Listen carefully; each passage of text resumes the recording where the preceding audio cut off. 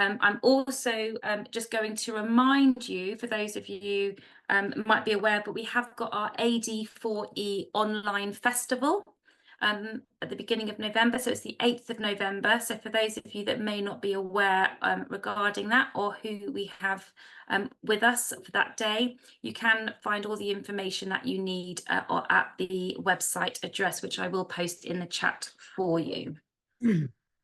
So, okay, so let me just introduce Mark. So Dr. Mark Horowitz is a training psychiatrist, having done part of his training in Australia and now working in London as a clinical research fellow in the NHS and an honorary clinical research fellow at UCL.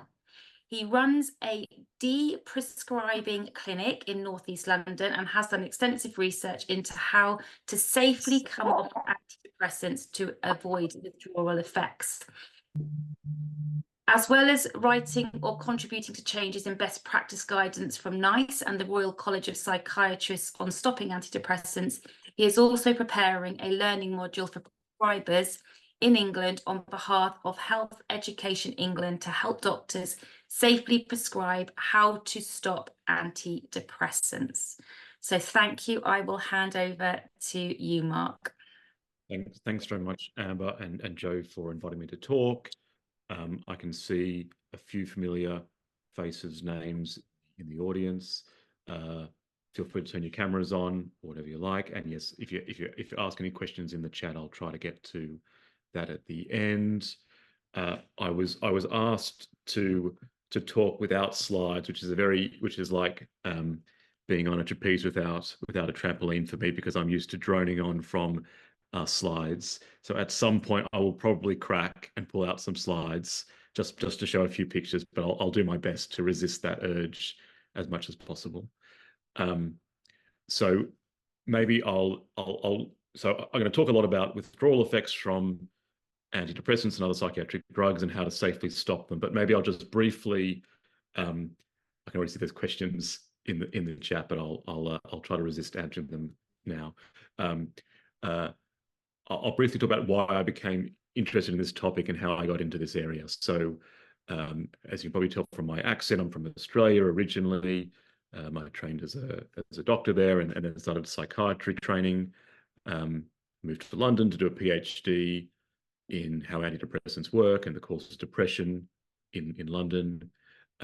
And towards the end of my PhD, which is now 10 years ago, I came across a paper that talked about withdrawal effects from antidepressants. And I found that very startling because I'd never been taught about withdrawal effects from antidepressants in my training. And I had at that point been on an antidepressant for about 13 years, escitalopram or Lexapro. And my first two thoughts were drugs that cause withdrawal effects also cause tolerance. The more you get accustomed to a drug, that's tolerance, the worse the withdrawal effects from it are.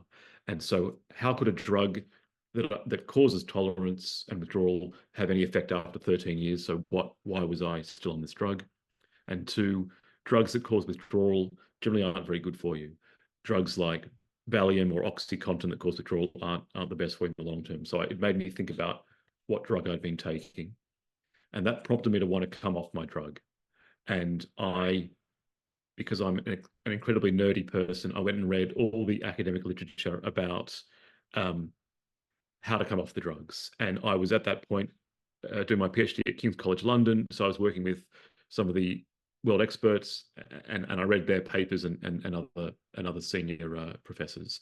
And they all said withdrawal effects, which they called actually discontinuation effects from these drugs, were brief and mild. And it was easy to stop. You could do it in about 4 weeks. You could halve the drug and then halve it again. Thought, well, that was a bit reassuring.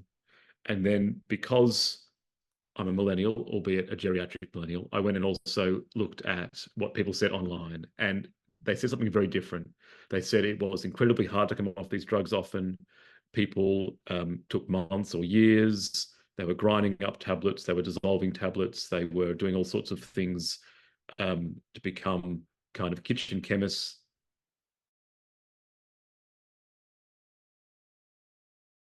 Kind of like Walter White in Breaking Bad, to get off severe symptoms coming off, life-threatening symptoms. And I was a bit confused because I'm a fairly institutionalized person. I've done a lot of academic degrees. I spent a lot of time listening to professors in lecture theatres. So I didn't quite know whose perspective to take. And I ended up kind of splitting the difference. And I started to come off my drugs over a few months, much slower than guidelines recommended in the UK, but not quite as slow as people on these online forums recommended. And to do that, I got equipment from my molecular biology lab. So I had micropipettes and special weighing machines. I was using cutting edge pieces of equipment from my fancy lab. And I was on escitalopram or Lexapro, very common antidepressant in Australia, less common in England, but very similar to citalopram, which is very common in England. And I basically halved my drug every month for about 4 months. And I ended up on 1 milligram, a very small dose. And at that point, my life basically imploded. I stopped being able to sleep very easily. When I woke up in the mornings, I'd wake up in full-blown terror, like I was being chased by a wild animal. And that sense of terror would last for 9 or 10 hours of the day. I get a bit of relief in the evenings. I took up running because it gave me a little bit of relief, and I ran so much my feet bled. I listened to about, I don't know, 1,000 playings of John Kabat-Zinn body scan meditation to try to get rid of calm. I went on week after week after week. I was working at a psychiatric unit in London, quite a famous unit, and I was barely holding it together. And several weeks into that, it didn't abate, and I thought, I can't go on living like this. And I ended up going back. I increased my dose slowly over a few weeks, ended up going back to a full dose of medication. And I guess I had two major thoughts there. Number one was, what I experienced in coming off the drugs was nothing like the issues that had put me on the drugs. I quip. If anyone's ever seen a Woody Allen film, which is, I don't know, it's maybe not very popular in the UK these days. I don't know who the equivalent character is in UK film, but I come from a very neurotic household, a bit like in a Woody Allen film. I had all sorts of whatever existential dilemmas as a young man, as young men do. But what I had when I came off the drug was nothing like that. I'd never had panic attacks before. I'd never had this waking in terror, trouble sleeping. So, the issues that put me on the drug, I would have rated it 3 out of 10, 4 out of 10 maybe. And when I came off the drug, it was 10 out of 10. So there was no doubt in my mind that what I'd experienced was a withdrawal effect, nothing like my original condition. And when I was back on the drug, I was then back on the drug, not because the drug was beneficial to me, but because I was unable to stop it because it was too difficult. And anyway, long story short, I ended up on more drugs for a variety of reasons. I sought more medical help. I ended up getting more drugs. I then, now a few years ago, decided to come off the drugs again. And this time I was very clear about who the experts really were. It wasn't the people that I'd been studying under who said that these issues were minor. It was the people on online forums like Surviving Antidepressants, led by people like Adele Framer, who reflected what I'd gone through. People on there had similar experiences, and I decided to follow what they were saying, which was to come off, as probably a lot of you have encountered, coming off at 10% of your most recent dose every month, adjusting it to the rate you can tolerate. And I did that. And two major things came out of that. Number one was it was much easier to reduce my medication, doing it at the slower rate. I was able to do that. And over the last few years, I've come off 99% of my medication. Number two, I had a lot of health problems whilst on the medication, which I had not realized was caused by the medication. And those issues were mostly about daytime fatigue. I fell asleep a lot. I attracted various diagnoses, from chronic fatigue syndrome to narcolepsy. And I also had serious trouble with memory and concentration whilst on the drugs. And as I started to come off the drugs, all those things improved. So to me personally, coming off the drugs was a very positive thing in my life. It gave me, I'm a very intellectual academic person. So losing my ability to think straight for many years on the drugs, getting that back after coming off them was a very big boon to my life. I felt in many ways like I'd been given a second chance at life coming off the drugs. And the third thing was, I thought, this is utterly ridiculous. How can it be that I've got a PhD from what was then the top institute in the world in psychiatric research, working with the top people in the field, and yet I'm learning how to come off these drugs on a peer support forum, led by a retired software engineer, so I thought, how can this be the state of affairs? And so I naively thought, I'll write a paper about it, I'll explain it to people, and that'll sort the problem out. And so I did. I wrote a paper, and I put it together, what I'd learned from those websites, together with a bit of science that I'll show you later on. And I published that paper. It was published in a quite prominent journal, the Lancet Psychiatry, and it did have some small effects. It has affected guidelines in the UK, not to the extent that I think they should be, but it has led to changes in guidelines, which is very different from changes in clinical practice. So I think most doctors are still unaware that there's a better way to come off these drugs. And I spend a lot of time these days lecturing to groups of GPs or psychiatrists with differing degrees of I think, penetrance of my ideas. So maybe I'll talk a little bit about kind of the context in England, withdrawal effects from these drugs, and how to safely stop them. I'm going to focus on antidepressants because I guess that's the area I've done the most research in, but a lot of what I'm saying applies to all psychiatric drugs.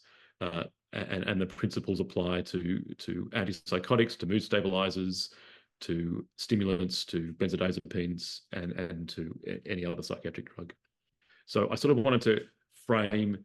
So at the moment, I would say, there's 1 in 6 people in England are on an antidepressant. 1 in 4 people are on any sort of psychiatric drug. I can see there's people from different countries. The same is basically true for any Western countries, for Canada, for Australia, for America. How do we end up here? In the UK, I know the history fairly well. There was a campaign called the Defeat Depression campaign that ran in the 90s and 2000s. And it was a message presented to the public that feeling miserable, down,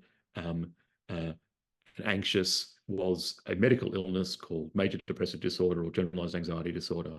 And you should see your doctor because we now have treatments for it. And that campaign was presented by the Royal College of General Practice and the Royal College of Psychiatrists to the public. And they did some research to look at what were the major barriers to the uptake of that message. And they found there was 2 barriers. Number one was most people believed that depression was caused by bad things happening in people's lives, divorce, job loss, becoming ill. And number 2, the public believed that any drugs given for mood would be dependence forming and difficult to stop. And so the campaign invested a lot of energy in trying to counter those 2 ideas. They said, the events in people's lives are precipitants to a serious condition called depression, a medical illness, not just caused by responses to people's lives, but an illness that doctors could deal with. And number 2, they repeated again and again, these drugs will be easy to stop. There'll be no trouble stopping these drugs, talking about antidepressants. And so, it was a very effective campaign. At the beginning of the campaign, about 3 out of 100 people in the country were prescribed antidepressants. And by the end of the campaign, it was about 1 in 6. So it was a very successful campaign. And behind the funding of the campaign were several drug companies in England. So although it was presented by the colleges of general practice and psychiatry, it was sponsored by drug companies, and it produced a very good return for them. I won't go into it too much, but the research shows that the public was right. Maybe I will share a quick slide. If you look at what causes depression, it is very clear. I'll just show you one slide. This is a slide that shows, this is a study of thousands of people. On the x-axis, it asks, how many stressful life events did you have in the last 12 months? And if you said none, that was called none on a contextual threat. That was the kind of the jargon they used. If you'd had more than 10, that was severe, and this was in between. And a stressful life event was job loss, divorce, death of a loved one, being diagnosed with a physical illness.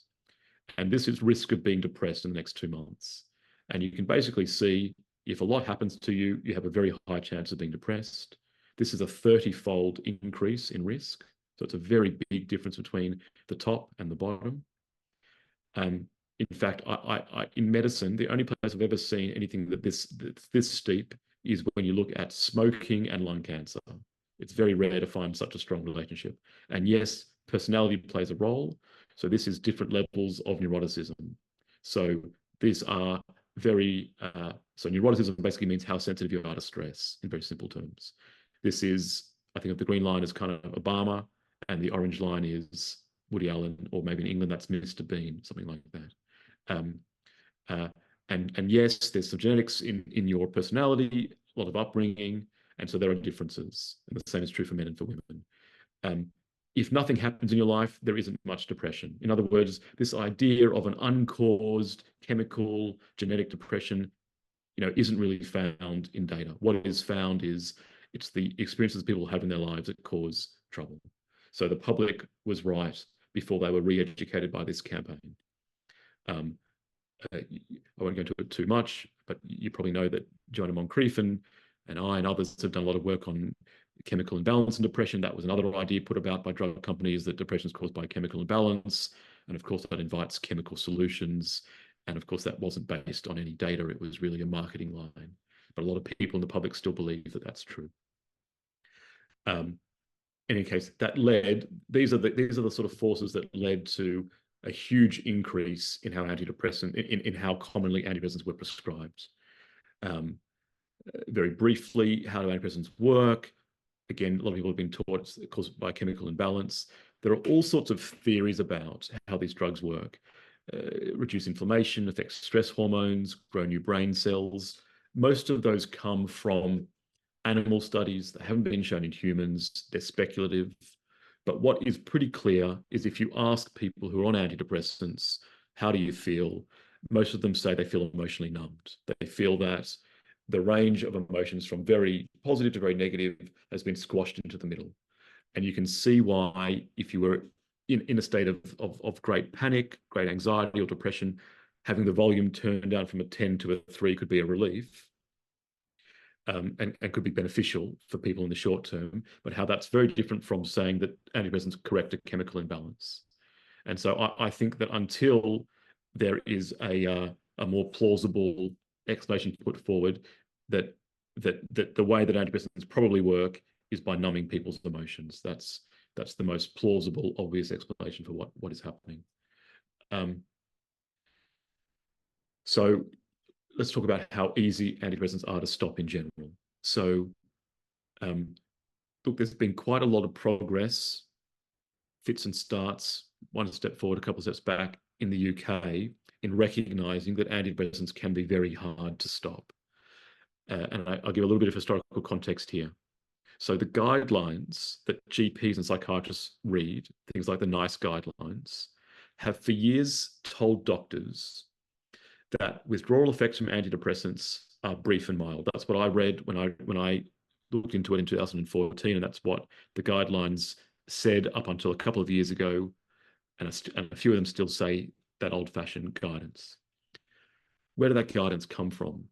So what drug companies do to get their drugs approved in the UK and America is they run an 8-week trial, in general, 6 to 12 weeks, looking at their drug versus placebo.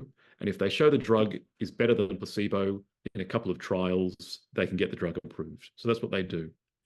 At the end of some of those trials, they stop antidepressants and they measure withdrawal effects. They don't measure it very well. They sort of ask participants in the studies to tell researchers, do they have any trouble? So it's not very systematic or very in-depth, but they ask for it. And in those studies, most people have mild and brief symptoms when they stop. Some people don't. Already after 8 weeks, some people on drugs like venlafaxine or Effexor have terrible trouble when they stop after just 8 weeks. But most people have brief and mild symptoms. And so the drug companies conducted a few of those studies, and they printed out those studies and sent them around to doctors in the UK and US. So every doctor was reading withdrawal effects from antidepressants are mostly brief and mild. And there was so much repetition of that, it ended up in the NICE guidelines. Now, the average person in England is using the drug for years. So the average period of time people are on antidepressants is 2 years. In America, it's 5 years, heading towards 10 years. So there are lots of people now, like me, who've been on these drugs for years and decades. And we know, I'll show a bit more later on, that the longer you're on these drugs, the harder they are to stop, the more severe withdrawal effects are. So what happens to people after 8 weeks is almost irrelevant to what's happening to people after years or decades. So to me, the trick pulled by drug companies is the same as if a car company crashed its car into a wall at 5 kilometers an hour and said, look, it's safe. No one died. It was easy. The car absorbed it, ignoring the fact that people are driving around on the roads at 60 or 80 kilometers an hour. So it's true what was in the guidelines, brief and mild symptoms for people that have been using drugs for 8 weeks, and coming up over 4 weeks is totally fine for those people. But for the average person using the drugs for years and decades, it's totally irrelevant. And it's a lot harder to come off. The consequence of this mismatch between what guidelines say and what doctors therefore think and what patients experience has led to all these people exiting healthcare and ending up on peer support sites where I ended up looking.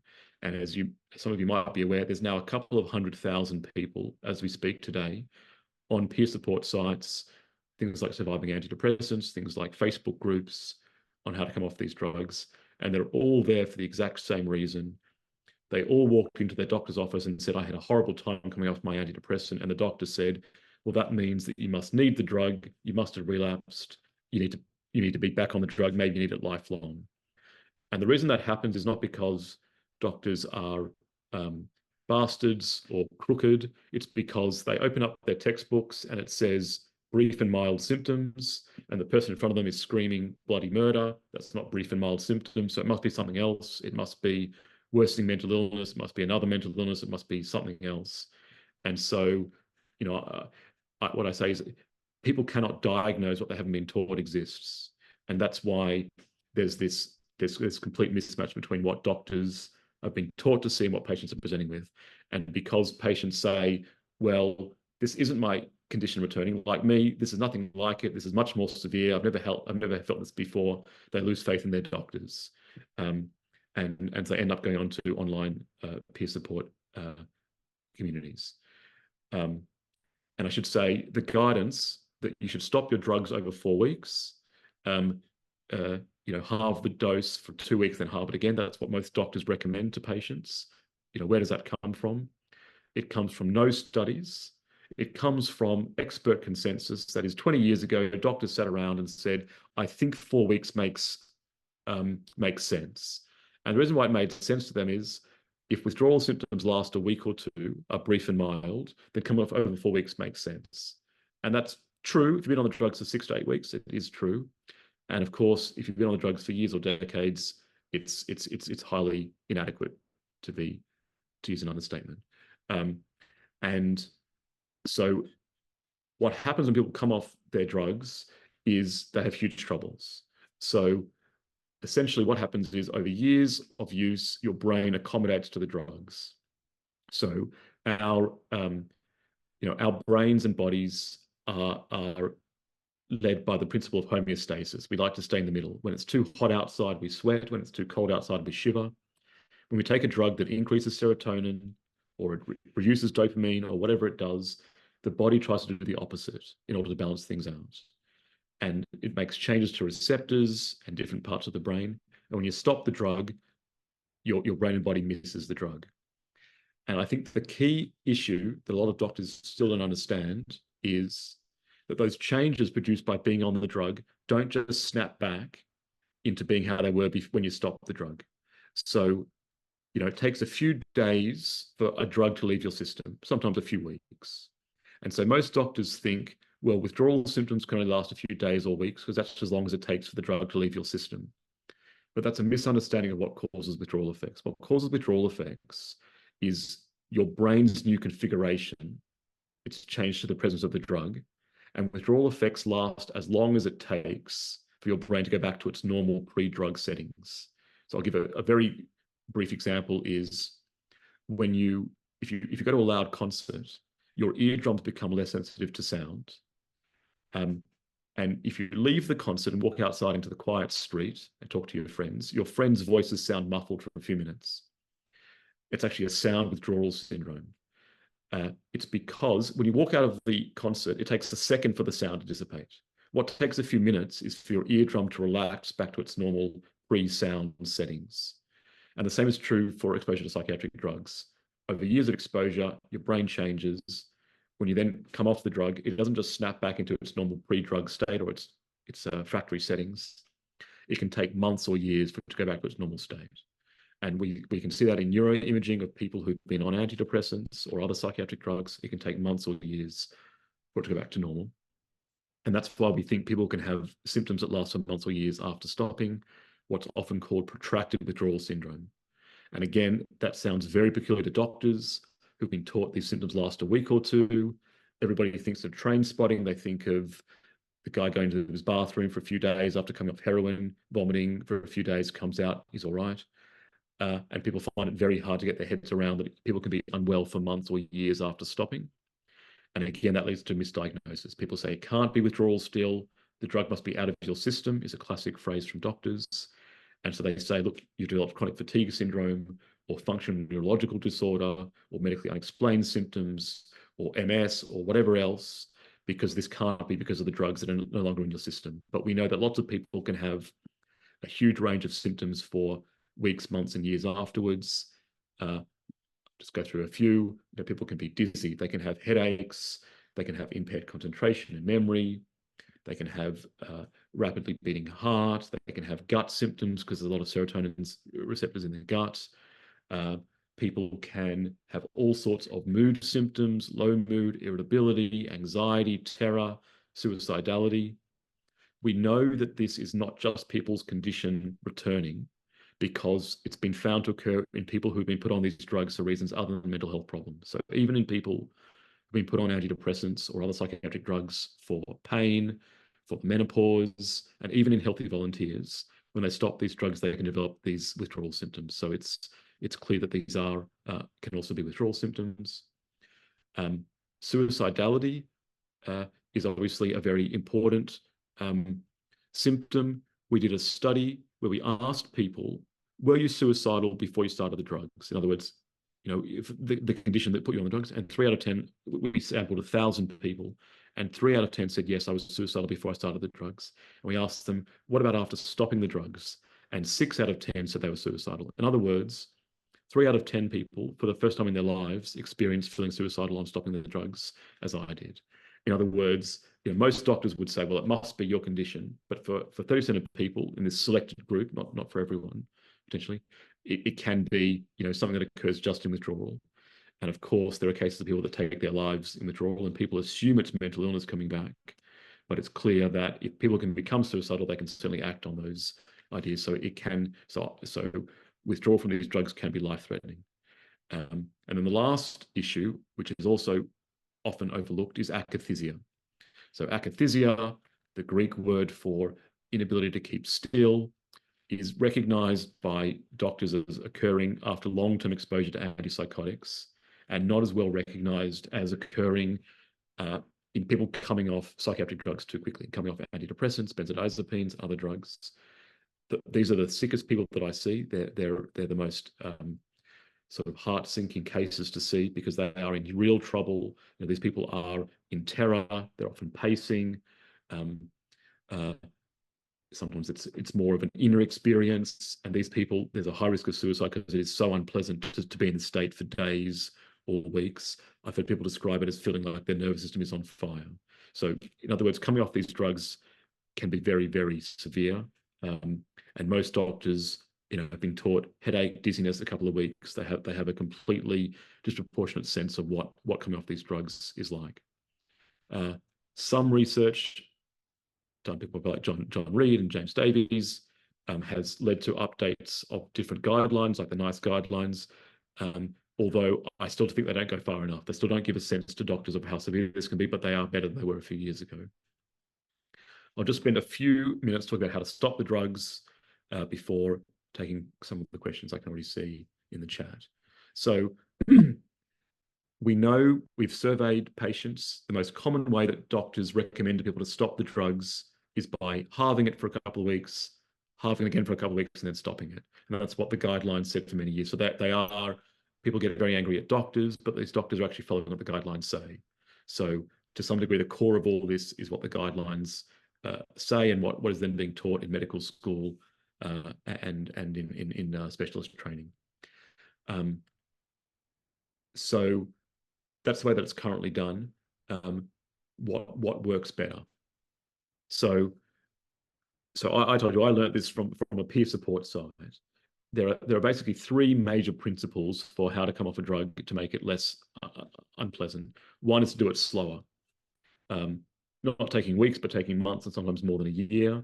And there's now research that shows that people that come off these drugs more slowly have less withdrawal effects and have less relapse, which I interpret in these studies as being generally withdrawal effects misdiagnosed as relapse. So those studies are starting to be produced. There's a set of studies, I'll come back to in a second. The second principle is you've got to go at a rate that you can tolerate. Everyone's a bit different. There are risk factors. The longer you're on a drug, the harder it is to stop. Certain drugs are harder than other drugs, things like venlafaxine, Effexor, duloxetine, Cymbalta, desvenlafaxine, Pristique, paroxetine, Paxil, or Seroxat are harder to stop than other drugs. People who've had trouble in the past are likely to have trouble in the future. People on higher doses have slightly higher risk than people that are on lower doses. But it's very hard to look at somebody and say, look, I think you're going to take 6 months or 12 months or 3 years. So there's a bit of trial and error to work out what rate people can tolerate. And if people get into trouble, they need to slow down or pause or go backwards, restabilize, and then go more slowly. And then the third point is what I'm going to rely back on my trusty slides and graphs. This is the longest I've ever gone without talking about a graph in my life. So this is an achievement for me. Maybe people have seen this sort of hyperbola that I talk about a lot. For those who haven't, this is imaging of people's brains on antidepressants. This is an example, citalopram, very common antidepressant in England. And this is basically effect on the brain on the y-axis. It happens to be effect on serotonin transporters, but you can think about it as effect on the brain. And the main point is it's not a straight line, that doubling the dose doesn't double the effect. So going from 20 milligrams to 40 milligrams doesn't double the effect on the brain. Actually, it only has a very small change. And even a tiny dose, so the most common dose in England is 20 milligrams. That's the smallest tablet, sorry. Even a tiny dose like 2 milligrams actually has half the effect of 20, and even almost half the effect of 60 milligrams. So small doses have much larger effects than you would guess that they would have. And the reason for this curve is basically when there's not much drug about in the brain, all the receptors that the drug acts on are open for business. So every extra milligram of drug has a large effect, a bit like the game of musical chairs. At the beginning, all the chairs are open, it's easy to win the game. When you have more and more drug in the system, more and more receptors are occupied. And so every extra milligram of drug has less and less effects, like the game of musical chairs at the end. And that's why you get this law of diminishing returns. That allows you to see what happens when people follow doctors' orders. Doctors will say, go from 20 to 10, halve it again to 5, then stop it. Going from 20 to 10, and that's easy to do. You can halve the tablets or do it every second day. It's easy for doctors, not so easy for patients. Because when you go from 20 to 10, you reduce the effect on the brain by a bit. Some people can find that unpleasant, but some people find it okay. 10 to 5 is a bit of a bigger change. But going from 5 to 0 is like jumping off a cliff. It has about 15 times the effect of going from 20 to 15.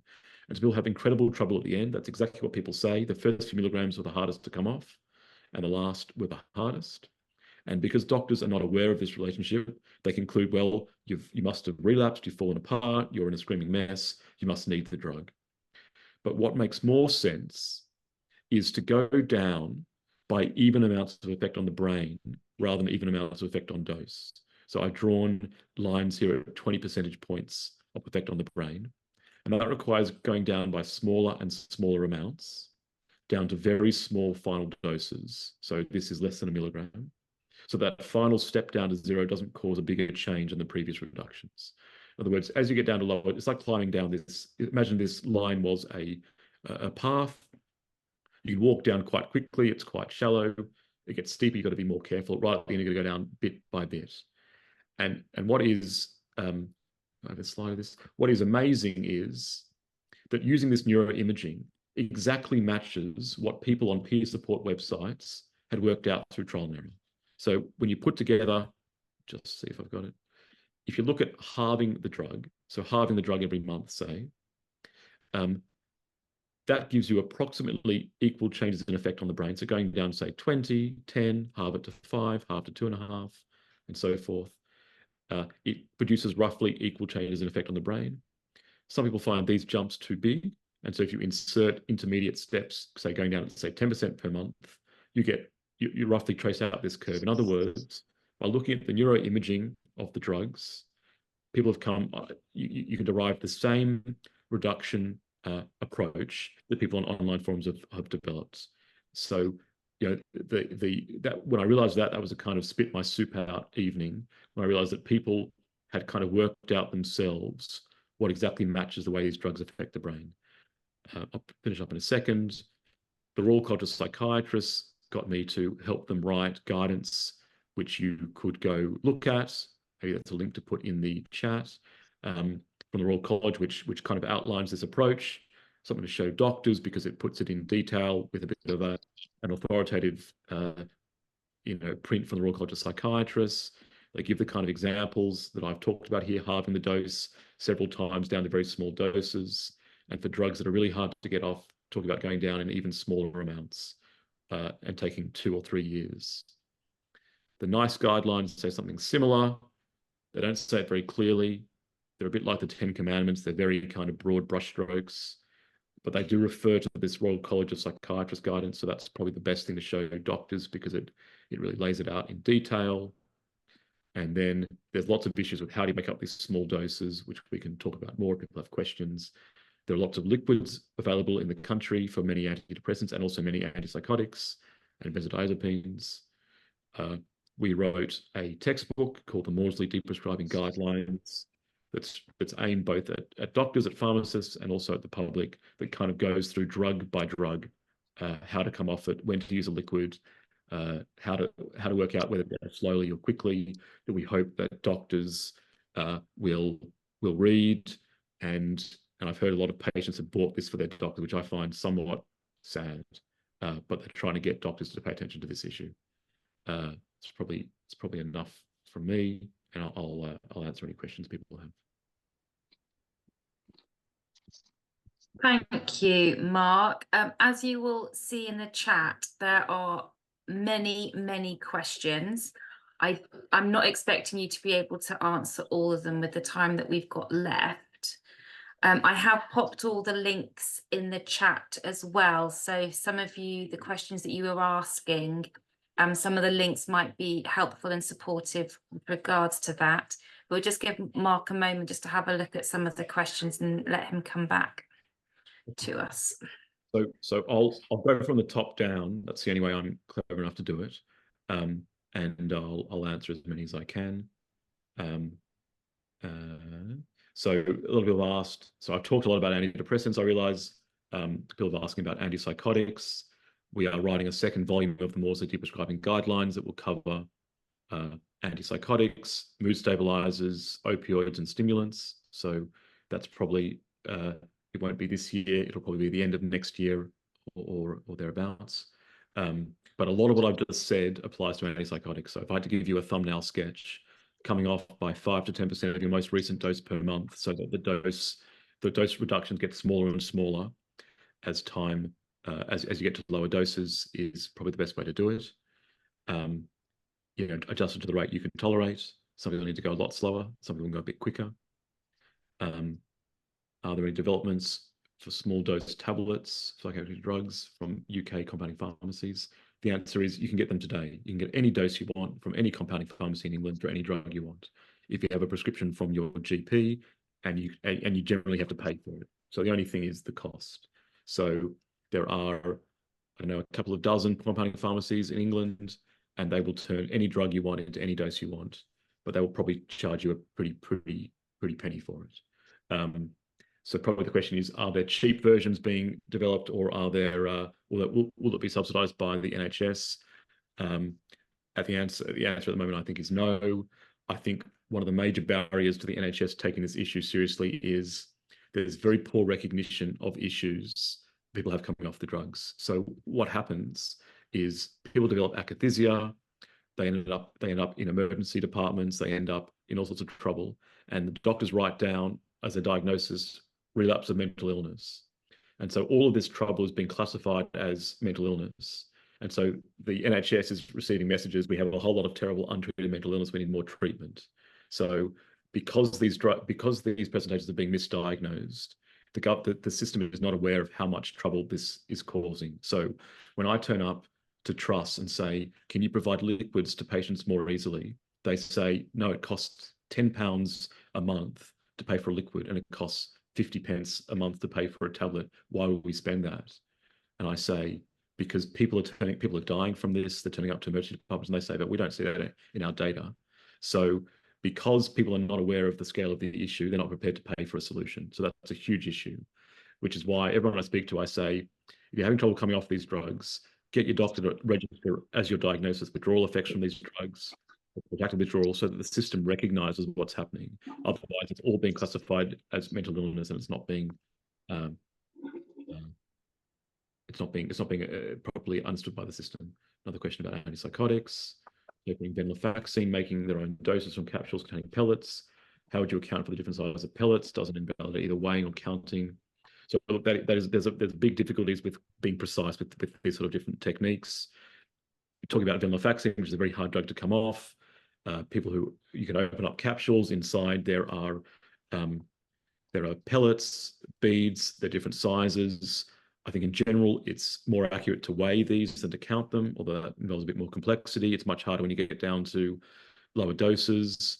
I know that people who get down to very low numbers of beads arrange them by size. So they're trying to keep things this many small, this many medium, this many large beads to try to maintain a bit of uniformity. It's a reason why I would suggest people to go across to liquid versions of the drug. I know that switching across can be itself difficult, but once you have a liquid, you have a lot more control over precision, because you can dilute liquids, you can measure things with very precise pipettes and syringes. And so if people can switch across to liquids, it often gives you a lot of control over the process in a way you don't have with differently sized beads. But I know people have trouble sometimes in switching across to different formulations. So I run a clinic. So I run a clinic in northeast London, and we are able to take referrals to people that live in that area. And so if you do want to come to the clinic and you live in that area, all you need is a referral from your GP. You can write to the clinic. I'll put it in the chat. This is the email address that's speakprescribing@nelf.nhs.uk. But most people don't live inside our catchment area, and we're in the process of very prolonged, very drawn out, very head bang against the wall process of trying to get our clinic expanded so it can take national referrals from people around the country. And we've had some progress, so I hope that might happen in the next few months. But at the moment, it's not yet, hasn't been confirmed. Let me just, sorry, I've lost my place now. Oh dear, there's a lot of questions.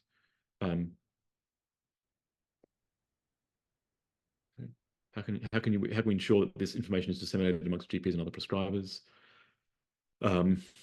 We are working with BITS. We're working with a pharmacy service that gives advice to pharmacists and GPs to try to put this on public websites for the NHS, which I hope will have some penetrance.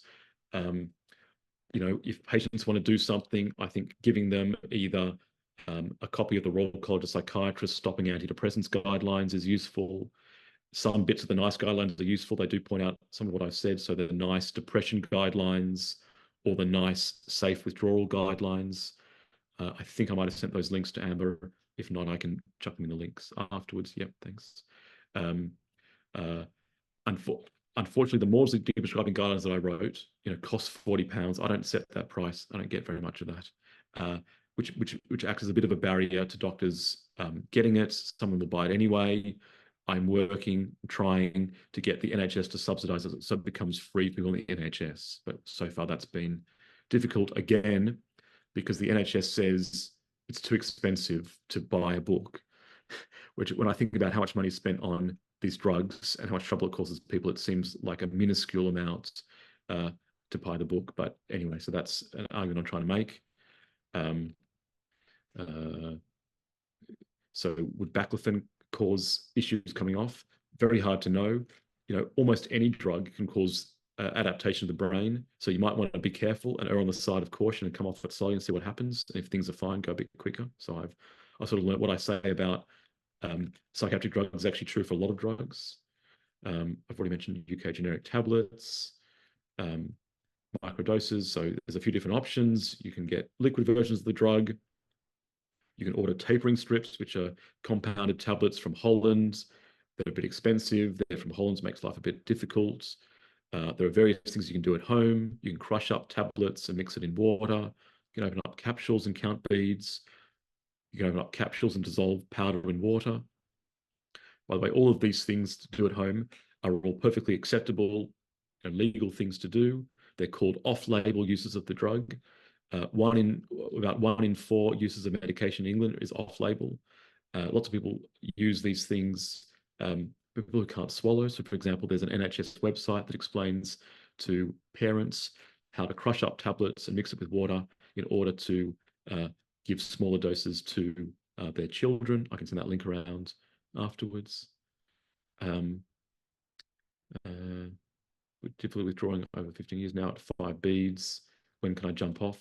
I'd recommend people that have had trouble coming off, go down to the bitter end.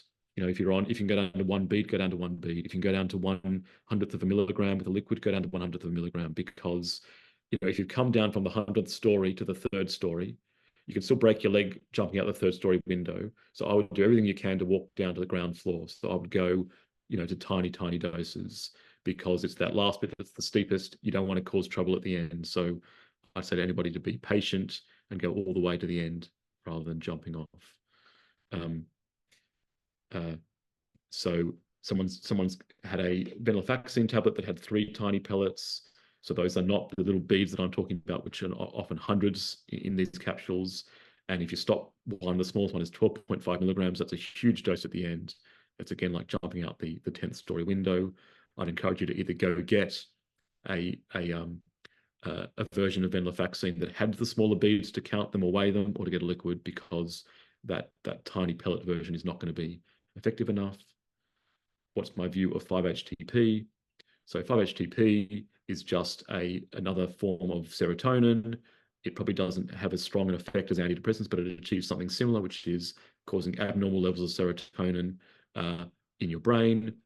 And so, some people say, well, can I use supplements to help me get off antidepressants like St. John's wort or serotonin supplements? It's a bit like using beer to get off whiskey, or using homemade beer to get off other beer. So it's going to do the same thing. There's no shortcut. As a rule of thumb, because I get a lot of these sort of questions, if a drug or a supplement makes your withdrawal symptoms better, it makes me worried, because anything that's going to make your withdrawal symptoms better is probably doing something similar to the drug you're coming off.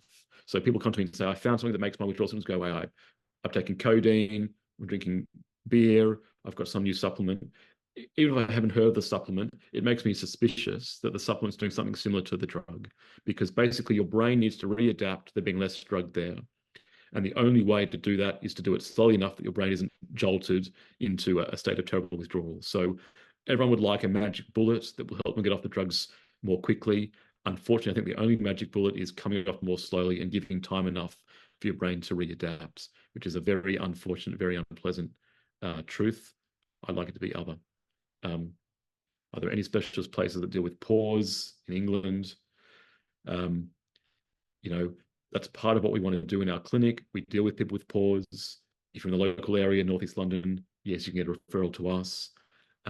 We'd like to offer a national helpline to doctors as part of being a national clinic, and we're trying to set that up, but it has not been easy so far, because I think for a long time people didn't understand why we wanted to help people with this. They couldn't understand what the point of it was. So I think there's been some progress, but we're not quite there yet.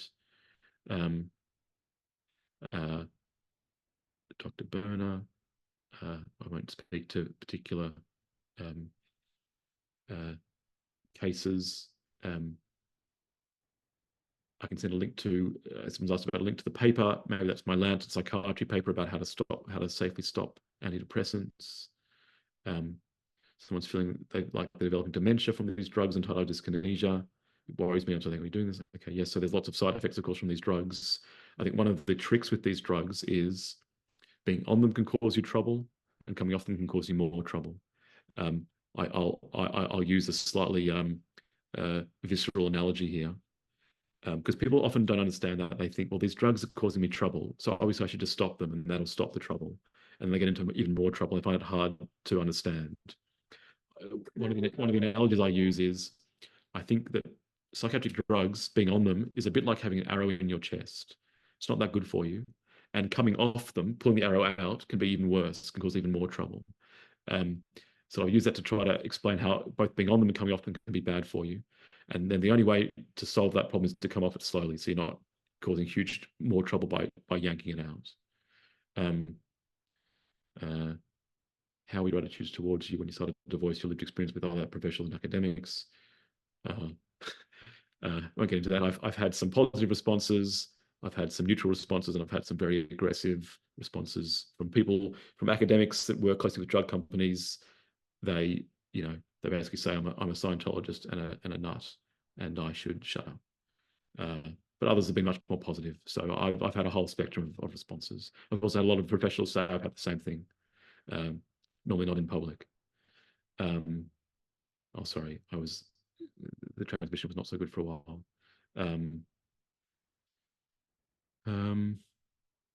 So someone has developed CFS, ME, which began when I was taking meds. Stopped my last dose a couple of years ago, still chronically sick. The answer is, I mean, I was diagnosed with chronic fatigue syndrome when I was on these drugs. I hear that a lot. If you look at the manufacturer's guide to most of these drugs, it will say causes daytime fatigue. It'll say causes memory problems. It'll say causes concentration problems. Almost all psychiatric drugs interfere with nighttime sleep. They alter sleep architecture. Some of them suppress REM sleep so people don't dream. Some of them suppress deep sleep so people don't feel restored. I think that's probably why they affect concentration and memory. And so I think if you have a condition that only came on after you started the drugs, it might not be the drugs, there are other reasons, but it's a possibility. It's certainly true for me. One of the issues is because coming off the drugs can cause a whole set of other issues. It's very hard to see what's underneath, and it can take a while you recover from being on and coming off the drugs to see what was there.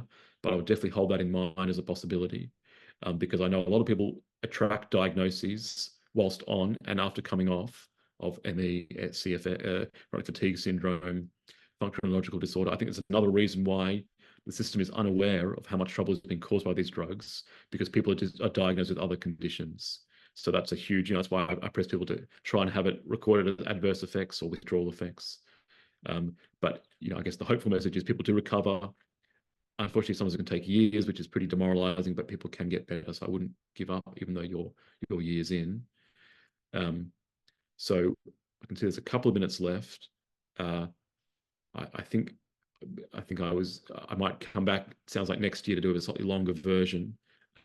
So there'll be another chance. But maybe I'll just answer one more question. Do something that's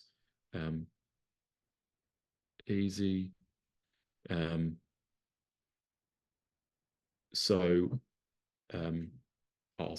bring my little story to an end. So I talk about me coming off. Actually, I ended up on 5 psychiatric drugs.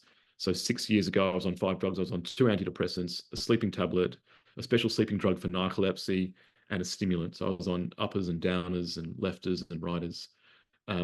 And I have, over the last 6 years, come off very slowly. I've come off probably more slowly than I maybe needed to, because I've been working. So I'm off 4 of the drugs I was on originally, and I'm down to the very final 1/4 milligram of the last drug that I'm on, which is mirtazapine or Remeron, which is a very unpleasant drug to come off. I can't say it's been fun coming off. I've been quite unwell at different points, but I've mostly been well enough to keep working for most of the time. I've made some errors. I've been impatient. And then someone asked about protracted withdrawal syndrome. Look, that's a very difficult thing to manage. you know, in some ways, I think it's a misleading phrase, because I really think it's talking about, you know, an injury or damage to the brain. You know, I prefer the word injury because damage sounds permanent, but I think these drugs, being exposed to them and coming off them, you know, cause an injury to people's brains, and that's why people have all these different symptoms. The reason why I think the word withdrawal is a bit misleading, although I use it a lot because it's sort of a bit more recognized, is often going back on the drug doesn't fix the problem. Doctors hear the word withdrawal, they think, well, if you've got a withdrawal problem, no problem, just go back on the drug. But that does tend to work. You know, if you go on holiday, forget your drugs, go back on the drugs, it almost always goes away. So in short-term withdrawal, that generally works. Once you're off the drugs for longer, for months or longer, it's a bit more unpredictable. Some people, when they go back on the drugs, they do experience relief. I've seen people who have been a year and a half off drugs, they've gone back on and it's given them relief. So it does work. I've also seen people who have had no response to going back on, and I've seen people, unfortunately, who've gotten worse in going back on. And because it's so unpredictable, the way that I try to square that circle a bit is to go, if you go back on, if you want to try it, one, you should be aware it could not work, could make things worse, it might make things better. It's a bit of a spin of the roulette wheel. If you do go back on, it's better to go back on a very small dose. And I recommend like 5% of a minimum dose. So if you're at 20 milligrams was the maximum dose, go back on 1 milligram. In that way, you're sort of dipping your toe in the water rather than jumping into the deep end. And if things go right, fantastic, go on a bit more. If things go wrong, they go wrong small, so that things, you know, you can step back from it. That's what I generally recommend. So for protracted withdrawal, there's 3 major options. One is waiting for things to get better, which they generally do over time. 2 is small dose reinstatement. And 3, for people that are, you know, that can barely hang on, they've got terrible pains, they you know, they think of killing themselves, then sometimes you have to use other drugs, not because it's good for you, not because it'll help heal things, just to sedate and numb people to get through that unpleasant period. So I use that only in dire circumstances. Anyway, I'll leave it there. I've gone on long enough. Oh, wonderful. Thank you so much, Mark. And you got through many of the questions that I didn't think we would get through. So much appreciation there.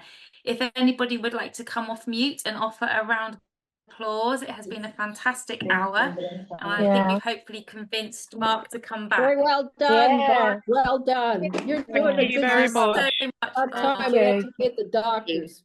Jeez. Thank you. Wonderful. Thank you. It's such a relief to be believed and to be taken seriously. That in itself is a help. Totally, yeah. Fantastic. Well, thank you so much, everybody. Thank you once again, Mark, and we look forward to welcoming you back in the new year, hopefully, with a bit of a workshop. So thank you so much. Thank you. Can I just ask a quick question? It's nothing to do with the drugs as such. I put in the chat, is there, Mark, could Mark tell us anything that we can do to help this cause along, you know, as patients, as, you know, recovering from this? What can we do to help bring this issue into the public imagination and to the medical field or whatever? I mean, I tell everybody about it. I'm sure they're bored of listening to me, but, you know. Brilliant. I would say the following. I'd say, you know, bringing into your doctors new guidance, whether that's the Royal College of Psychiatrists guidance, guidance, or the more guidelines, getting doctors to register your diagnosis as withdrawal effects so that it's registered in the system. Yeah, good idea. Writing, you know, if something has happened to you, that the doctor's told you to come off in 4 weeks, you've ended up in trouble, make a complaint. Make a complaint to the GP, you know, first of all, inform it, doesn't have to be nasty, you know, feedback, escalate if things aren't met. You know, I've seen people that have gone to their local politicians about this. It might fall on deaf ears to start with, but once a politician gets 25 emails in the area, you know, if they've got constituents of 20,000 people, that's quite a lot of emails. Occasionally the media will do a story on this. They'll always ask for people their hands up.